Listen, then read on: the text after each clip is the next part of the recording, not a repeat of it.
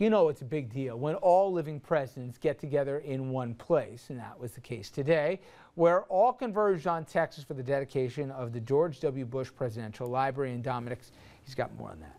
That's right, Richard. They were together for that special ceremony, and politics was put aside. Even President Obama had some positive words to say about his predecessor. In front of a crowd of 10,000 people, former President George W. Bush celebrated the dedication of his presidential library and museum at the Texas SMU campus. And today I'm proud to dedicate this center to the American people. With all 5 living presidents present, Bush's father, George H.W. Bush, stood in this heartfelt moment for the cheering crowd. And President Obama thanked his predecessor. For your love of country, thank you very much. The $250 million center looks back at President Bush's life and career, including the tumultuous times from 9/11 to the wars in Iraq and Afghanistan. He spoke about that with ABC's Diane Sawyer. I did what I did, and historians will ultimately judge those decisions. In fact, the 2-term president wants museum goers to face the same tough and controversial choices he made through interactive exhibits with deadlines and ticking clocks. President Bush says his work to improve public education and expand world freedom will continue through this center in Dallas. So will his new love of painting, which Bill Clinton said he admired. Those bathroom sketches are wonderful, but at my age, I think I should keep my suit. But even amid the laughs, there were also tears, as the 43rd president told the world it was an honor to lead the United States. Whatever challenges come before us, I will always believe our nation's best days lie ahead. God bless. He is experiencing a bit of a comeback. His approval rating is up to 47%. That number was all the way down at 33% in January of '09 when he left office. Richard? All right, Dom, thank you. We're joined here by our buddy Gian-Carlo Peressutti, a former advisor to both Presidents Bush, Jr. and Sr. How you doing, stranger?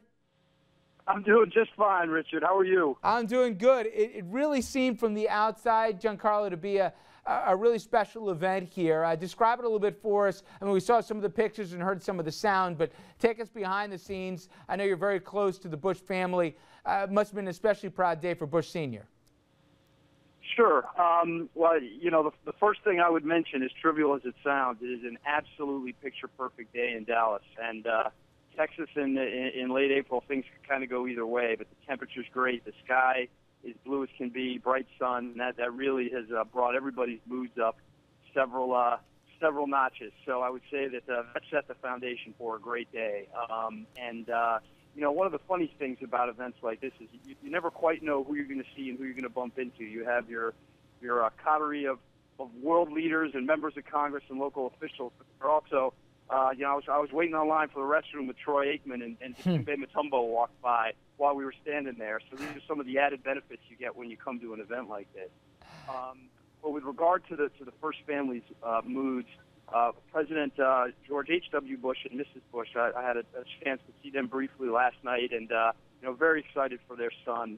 And obviously, they fully grasped the historic nature of this day. And as President George W. Bush mentioned in his remarks today, it's the first time in history that one former president was able to see his son, the other former president's library, be dedicated. So that was a historic moment. And I know you've told us before that the elder Bush, he and as many people know, the Global Fund, a global initiative, that he and President Clinton actually have gotten close over the years in working to help out people, whether it was post the tsunami in Haiti, where there's been global disasters.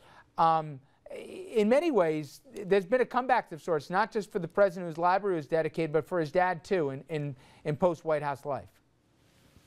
That's absolutely true. I think that from what I understand in conversations that I've heard the elder President Bush mention, he just really, really appreciates the deference and respect that President Clinton has shown to him, and they really did form and do have a very nice friendship. and they both appreciate each other's company. And I know that President George W. Bush very much appreciates all of the respect and, frankly, love that Bill Clinton showed to his father. And, if you know one thing about the Bush family, if you demonstrate loyalty and kindness for one of theirs, it will be repaid to you in spades. And, of course, President Clinton had a great line in his remarks today where he talked about being the black sheep of the Bush family and saying that his mother, Barbara Bush, told him to make the remarks short, which he did, much to everyone's surprise and delight.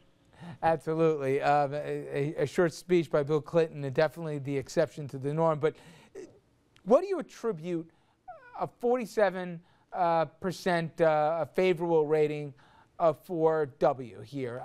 That absence makes the heart grow fonder, or why do you think the public looks kinder upon him now than when he left the office? I mean, he was down, I think Dominic said, to 33%. Right now it's a toss-up. Half like him and half feel otherwise. Sure.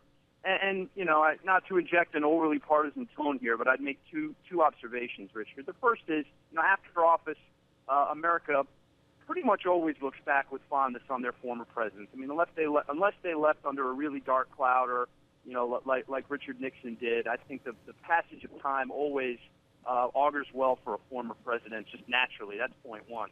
But point two, and I will engage in a little bit of politics here, if the biggest question surrounding the Bush presidency was probably the decisions that he made in the realm of foreign policy. And the facts are that some of the more controversial decisions he made have been completely validated by the actions of this president. And that's just a fact in terms of how we're handling terrorism, our approach to engaging our allies and our enemies.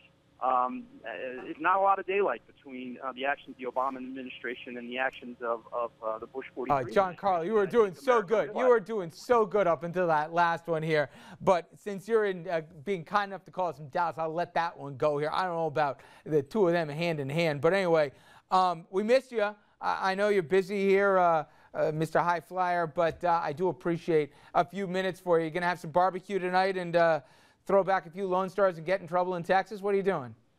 That might be in my future, Richard. Let's just leave it there. Good enough. Gian-Carlo, good to talk to you as always, pal. All right, my friend. Take care. All right, we take a quick break here, but when we come back, we've got the latest in a story that we talked about last night, and now we have an election, or at least a primary, out of the way to even add more to it. Andrew sat down today with a Democratic nominee in Westchester when it comes to the county executive race, and he had a lot to say when it comes to that controversial housing suit. We'll have more on that after this.